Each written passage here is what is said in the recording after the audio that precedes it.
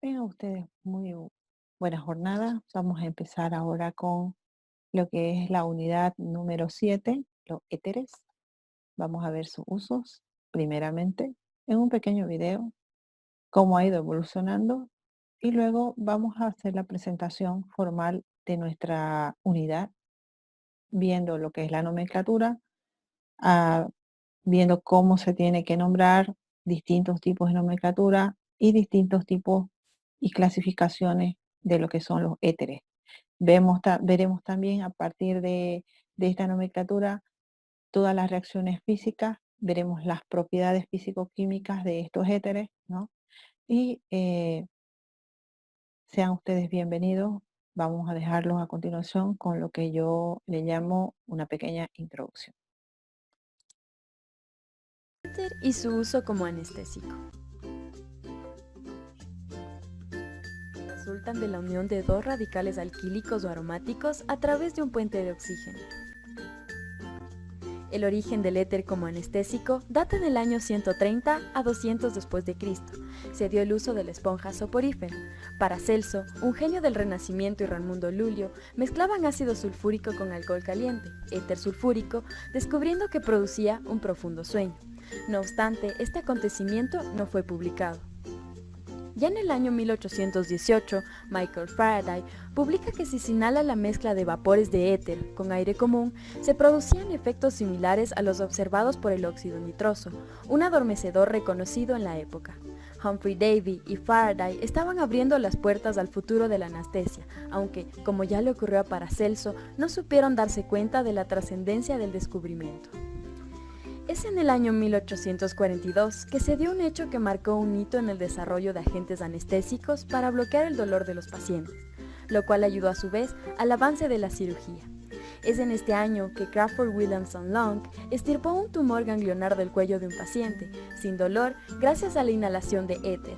Según él, fue la primera intervención en la que se empleaba el éter como anestésico. Realizó con éxito 8 operaciones más, aunque no publicó sus resultados hasta 1849. El dentista estadounidense William Morton hizo la primera demostración pública de las propiedades del éter en 1846 al extraer un tumor maxilar en el Hospital General de Massachusetts, atribuyéndose el descubrimiento.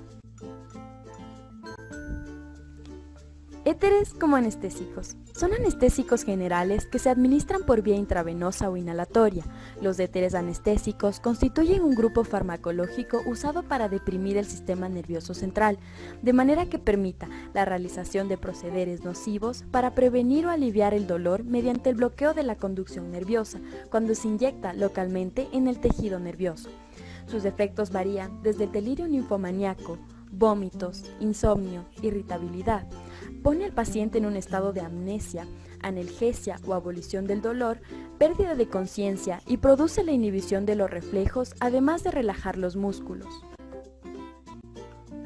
Un ejemplo. Éter dietílico. Es el más importante de los éteres. Se empleaba anteriormente como anestésico inhalatorio, aunque, debido a su carácter inflamable y a los efectos secundarios, ha sido reemplazado por otras sustancias.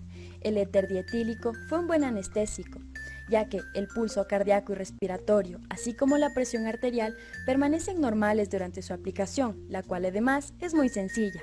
Sus desventajas estriban en los efectos colaterales que produce, como náuseas e irritación de las vías respiratorias. Otro inconveniente es su alta volatilidad e inflamabilidad, lo que ha dado lugar a la búsqueda de otras sustancias que mantengan sus ventajas y reduzcan sus inconvenientes. Éteres anestésicos. El isoflurano es un éter halogenado usado como anestésico inhalatorio, siendo el más utilizado a nivel mundial. Su estado físico es en condiciones normales líquido, es además estable y volátil, posee una inducción rápida, es muy vasodilatador y proporciona una buena relajación muscular. El desflurano es un depresor cardiorrespiratorio, no es nefrotóxico ni hepatotóxico, deprime el sistema nervioso central y aumenta la presión intracraneal. Por su bajo coeficiente de solubilidad se elimina rápido de la sangre y los tejidos. El sevoflurano produce una inducción y recuperación de la anestesia más rápidas, tiene un olor agradable y no es inflamable ni explosivo. Ejerce un efecto broncodilatador y no irritante de las vías respiratorias. El metoxiflurano es un éter halogenado, no explosivo, ni inflamable con oxígeno. Es a la vez soluble en grasa, se caracteriza por producir una inducción y recuperación lentas. Tiene acción nefrotóxica por la liberación de los iones fluoruro libres.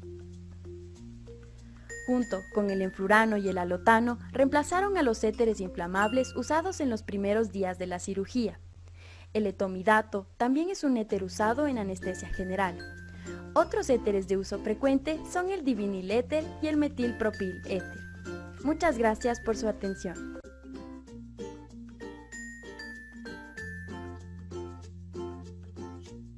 Ok, aquí están las referencias bibliográficas para que nosotros podamos también investigar un poco más acerca de estos éteres. Tengan ustedes una buena jornada. Vamos a trabajar ahora con lo que son éteres. Vamos a ver qué son los éteres, químicamente hablando, ¿no? Vamos a ver su uso y vamos a hacer ejercicio. ¿Qué son los éteres?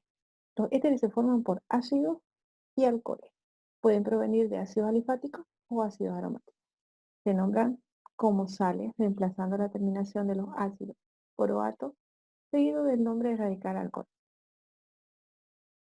Los compuestos orgánicos derivados por ácidos orgánicos o inorgánicos son oxigenados. Quiere decir que dentro hay un oxígeno. Los éteres más comunes son el ácido en cuestión, el ácido carboxílico. Las características. Poseen carácter básico. Dentro de lo que es sus características físicas, son altamente inflamables y volátiles como características químicas. Físicamente son incoloros y con olores agradables. Se caracterizan mucho por ser poco solubles en agua y totalmente insolubles en cadenas largas de carbono. Los éteres como hasta 3 carbonos se encuentran en estado gaseoso. Tienen de 3 carbonos a más líquidos y los demás a mucho mayor son sólidos. Tenemos en la fórmula los éteres como compuestos orgánicos generada por la fórmula R o R. La mayor parte de estos éteres son líquidos volátiles y muy inflamables. Así se pueden ver en la naturaleza con una presentación tridimensional. Los éteres son ligeramente solubles en agua. Poseen aromas agradables, como ocurre con los ISO. Este éter más pequeño se encuentra en condiciones normales en estado gaseoso. Los más pesados están como sólidos. Por lo general tienen muy poca reactividad química, ¿no? Debido a que tienen una difícil forma de romper el enlace carbono-oxígeno. Son muy estables. El éter es inerte frente a compuestos metálicos. Se ve necesitado de calor para poder descomponerse. Aquí tenemos nomenclatura. Son compuestos formados por dos grupos orgánicos. La fórmula general es la que vimos a continuación. N y R son dos compuestos. Pueden ser idénticos o pueden ser diferentes. Pueden ser alquilos o pueden ser arilos. Se nombran generalmente con la palabra éter al final, seguida de los grupos alquilo o arilo con terminación ílico, que provienen de la orden de la complejidad creciente. Eh, Generalmente es válido en orden alfabético, ¿no? Y tenemos tres ejemplos. El dietiléter, dietil porque tiene un etil a la derecha, un etil a la izquierda, y el éter es el oxígeno. Metiletiléter, el metil que está a la derecha, el otro, el etil que está a la izquierda, y el éter que es el oxígeno. Y aquí fíjense que el benceno ha cambiado por bencil o fenil, ¿ya? Generalmente se utiliza la palabra fenil para llamar al benceno cuando es un radical del éter. Entonces, este es el etil, este es el fenil. Se llama propil, perdón, propil, tiene 3 carbonos. Propil, fenil, éter. Ya habíamos visto las propiedades y dentro de las aplicaciones tenemos que medio de arrastre para la deshidratación de alcoholes, es combustible de algunos motores diésel, es parte de los pegamentos fuertes y es antiinflamatorio abdominal, parte también de esos fármacos, ¿no? Y como habíamos visto en el video, anestesia general para la cirugía. Aquí tenemos fórmula general, ¿no? Podemos tener simétricos y asimétricos. Los simétricos son los que son idénticos, ¿no? Los dos. Los asimétricos cuando son diferentes, ¿no? Y estos son arilos. Estos son aromáticos o alifáticos. AR se reemplaza por R porque son aromáticos, ¿no? Y aromático alifático cuando tienen cadenas y aromáticos. Aquí tenemos los prefijos y los sufijos. Los sufijos oxi, los sufijos il, los prefijos oxa y epoxi. A este se le llama metoxiciclohexano. Metoxi es una otra forma de llamar usando la regla oxi. Entonces como es un carbono, un metil que se mezcló con el oxígeno, se volvió metoxi. Y el ciclohexano, que ya lo conocemos, ¿no? 6 carbonos cíclicos. Aquí la cadena principal va a ser el pentano. Y este se va a volver un etoxi. 2 carbonos, oxi porque tiene el oxígeno. Y hay que especificar en qué carbono está el etoxi, ¿no? Está en el carbono 2. Aquí tenemos una cadena halogenada, ¿no? Es un hexano, tiene 6 carbonos. En el carbono 2 está el bromo, en el carbono 4 está el metoxi, ¿no? Entonces, 2 bromos, 4 metoxi hexano. Aquí tenemos la otra forma, la nomenclatura funcional, ¿no? Donde los nombramos a cada lado, el derecho, el izquierdo, derecho, ¿no? Etil, metil y el éter. Le he diferenciado de colores para que ustedes sepan cuál es cuál, ¿no? Aquí tenemos el ciclopropil, metil, éter.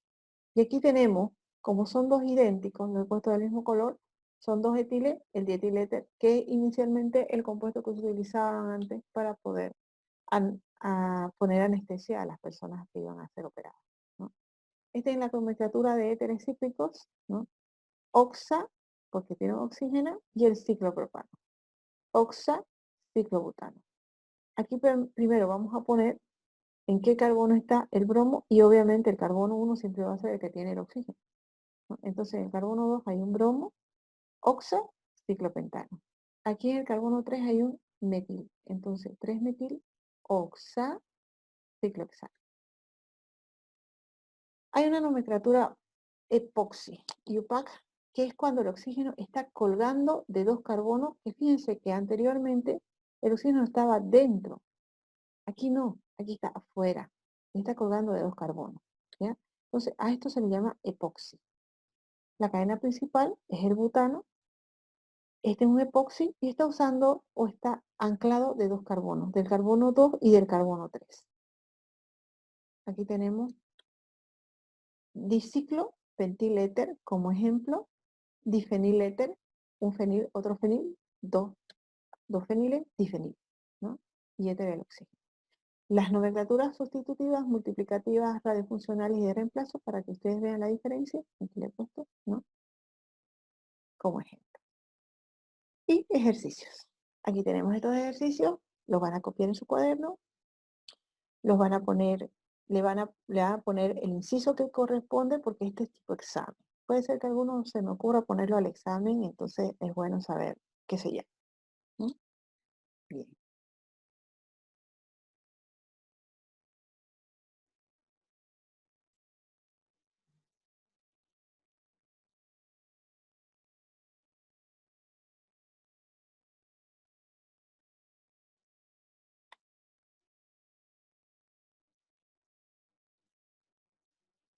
Muy bien. Se los voy a dejar ahí un momento para que ustedes lo copien, le ponen pausa al video y lo copian, porque este es un video.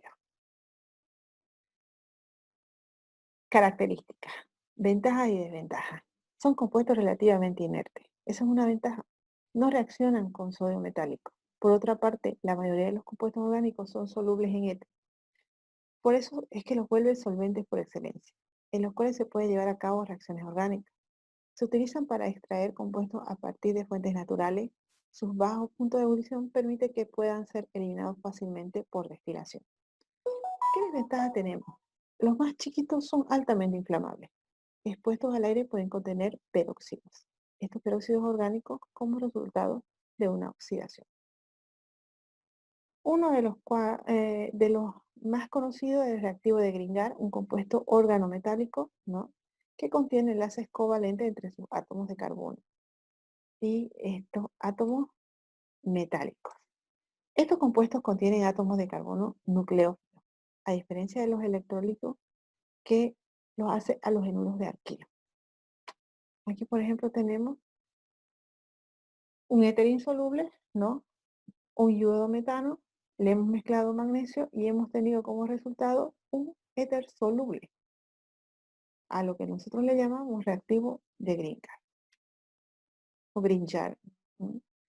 Los reactivos de Grignard, los pares electrónicos no compartidos del oxígeno en el éter ayudan a la estabilización del magnesio por coordinación.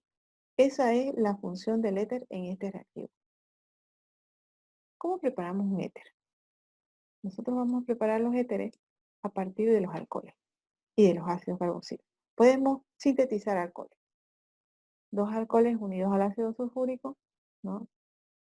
Vamos a poner 140 grados porque a temperaturas altas se puede producir y tenemos como resultado el dietilete. Como venían del etanol, se mezclan, como resultado también tenemos eliminación de agua. Según las condiciones de reacción podemos tener dos tipos de sustitución o de eliminación. Sustitución bimolecular cuando producimos el dietiléter, y la eliminación bimolecular que eso se da porque la temperatura es mayor, ¿no? Si mezclamos el etanol con el ácido sulfúrico a 180 grados, vamos a tener como resultado eteno. Y si lo mezclamos a 140 grados, vamos a tener como resultado el dietilete, que es lo que nosotros queremos, ¿no? Así que cuidado con la temperatura. A partir del metanol y el 2-metilpropeno, vamos a tener también como resultado de la reacción una hidratación de los alquenos. La diferencia es que se utiliza como un nucleófilo un alcohol en lugar de agua, ¿sí? Y vamos a tener como resultado el butilmetiléter. Para convertir o preparar la síntesis de Williamson, primero tenemos que hacer una pequeña reacción de un alcohol con sodio y vamos a obtener, ¿no?, un reactivo halogenuro que es la conversión al alcóxido. Este es un alcóxido de sodio. El alcóxido de sodio en una segunda reacción procede mejor con un halogenuro de alquilo, un compuesto con cloro, bromo, yodo, ¿no?, que es primario y que como resultado nos da una reacción de halogenuro de alquilo eliminado como sal común, puede ser sal, cloruro de sodio, bromuro de sodio, yoduro de sodio y un éter. Esas son las formas de obtener éteres, ¿no? En su química, las reacciones de los éteres pueden darse por ruptura, relativamente son poco reactivos, pero experimentan en este tipo de ruptura, ¿no? Y tenemos como resultado un éter protonado. A esto le llamamos la base de Lewis. Si las cadenas son primarias o secundarias, vamos a tener como reacción, ¿no?, éteres de dos carbonos. Si son terciarias y no requieren nucleófilo fuerte, la reacción se da a través de una sola nomenclatura. Estas reacciones de gran utilidad para determinar la estructura del éter y el complejo de origen natural. Aquí tenemos los ejemplos de los epóxidos que habíamos visto anteriormente, ¿no? Este es el óxido de etileno, es un epóxido. Este es el óxido de 2-buteno, también le llamamos cis-2-buteno, y el óxido trans, porque tiene esa forma, fíjense. Uno está abajo y otro está arriba, y en este caso los dos están abajo, ¿no? Entonces, cuando uno está abajo y otro está arriba se llama trans. Cuando los dos están abajo se llama cis. Óxido de etileno en reacción es un anticoagulante de automóviles en sistemas de enfriamiento. Ustedes han escuchado el etilenglicol, ¿no? Lo que nosotros le llamamos refrigerante. Este compuesto lo encontramos en el agua que nosotros le ponemos al radiador de los vehículos.